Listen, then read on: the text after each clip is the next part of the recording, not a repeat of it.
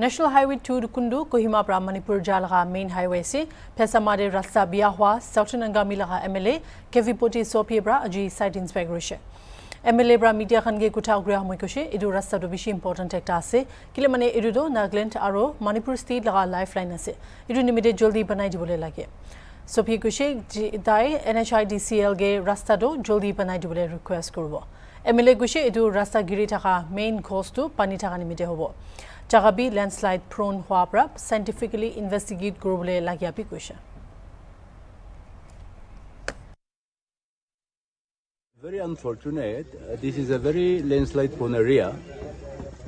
The major landslide happened even in the last 3-4 years ago now, and this is one of the lifeline of the Nagaland as well as Manipur. So it is very important that we should restore this road as early as possible. Now I shall take up this matter with NHIDCL.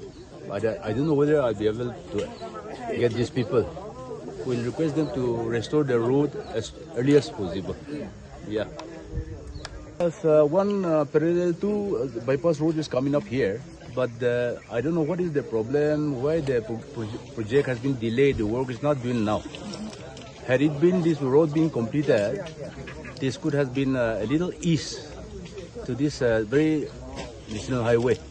The only alternative now is the NHIDCL has to work day and night and has to restore because the land has to be compensated and then they have to acquire the land and then they have to consult with the villagers.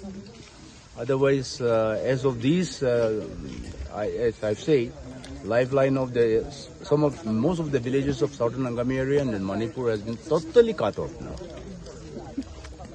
This water source is here. So I think the main cause for this landslide is probably because of the sources water sources that are available here.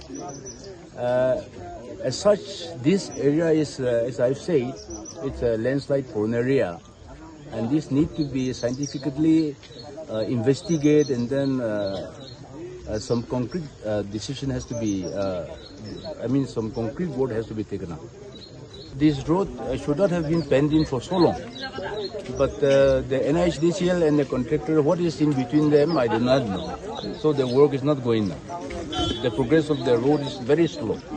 So we have also noticed that the students have been badly affected.